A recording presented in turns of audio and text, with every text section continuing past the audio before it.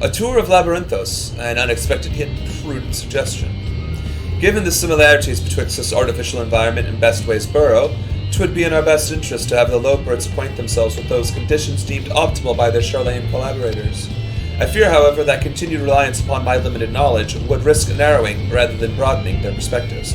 Mayhap thou art better suited to lead this venture. What a marvelous idea! Might we begin with that great big what's-it over yonder? Ah yes, the what's-it. I shall leave its explanation to Sagenhaft.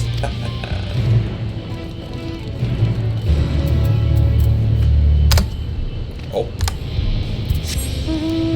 Alright, we're heading over to the... Where are we heading over to? Ah, you wrong yonder. So up these stairs... Looks like the stream is for once not bugging out on me. That's nice. That's super convenient.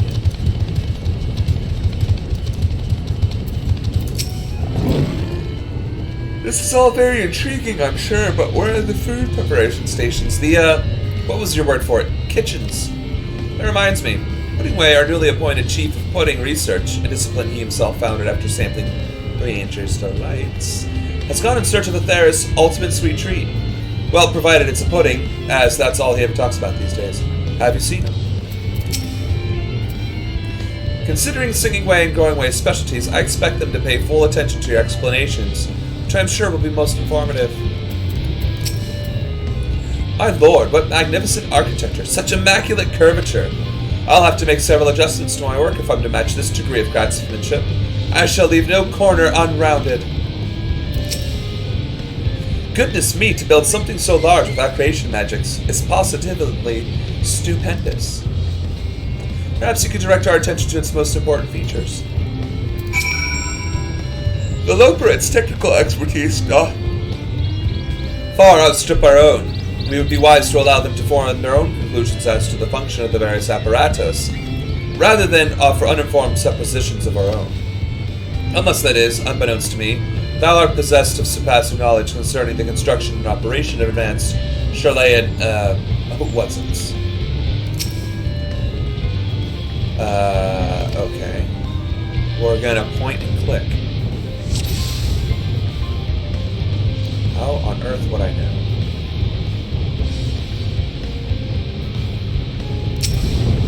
That's gotta be a point of interest. It's a little hard to see from here, but it's that a golden pipe connected to the top of those tanks. I can see through that window another pipe at the bottom. Ah, this must be for purifying water drawn up from below. Observe the mushroom-like thing, which is apparently not that to the left.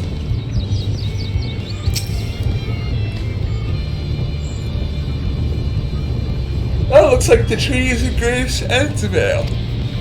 Hold on, that's a bit of a strange shape. It's thin at the bottom, but big and round at the top. Quite tall for something so unbalanced, too. Now it makes sense. That's where they store the water. The metallic tube. This guy.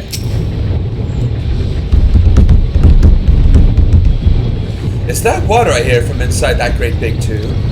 It must be because of those cogs and that gigantic wheel at the top. Oh, I see. That's how they draw up the water. There's probably some sort of spiral-shaped mechanism inside it, too. A turbine, I believe is what that's called. Useless facts rattling around up yonder.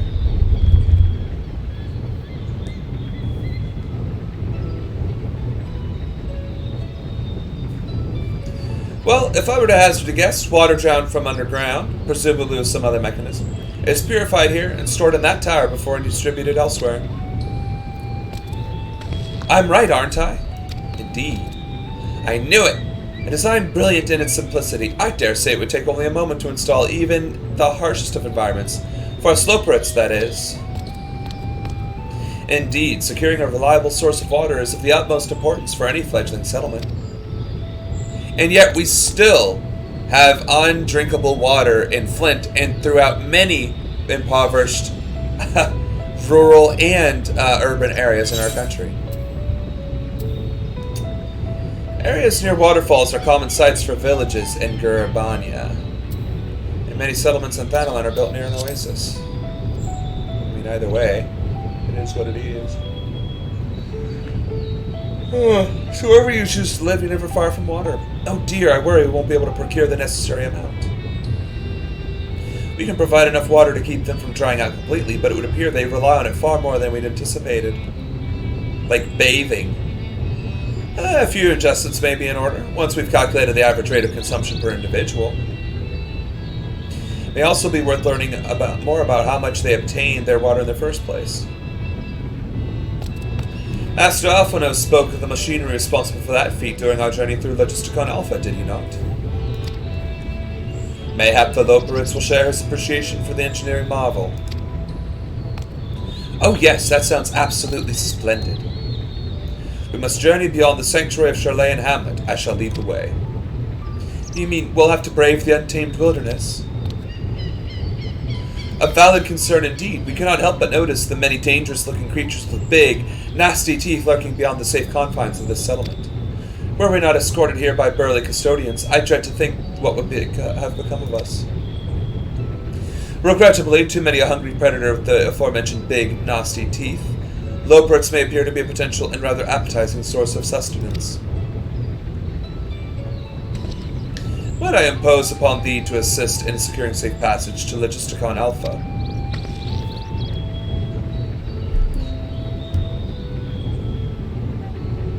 A more valiant protector they could not wish for. Godspeed.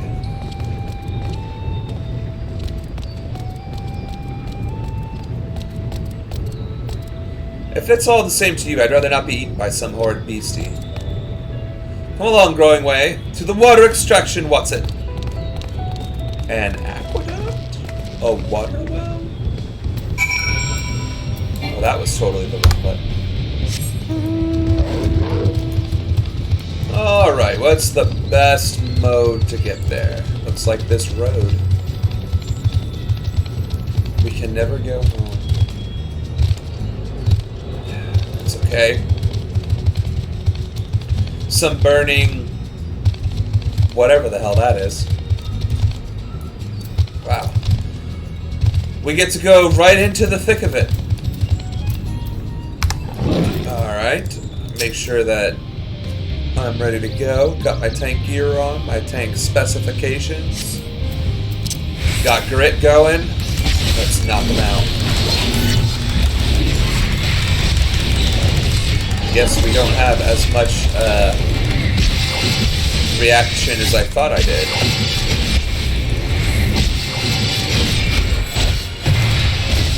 Alright, almost done. With essentially a full round of rotation. It's not bad, I would say. Alright.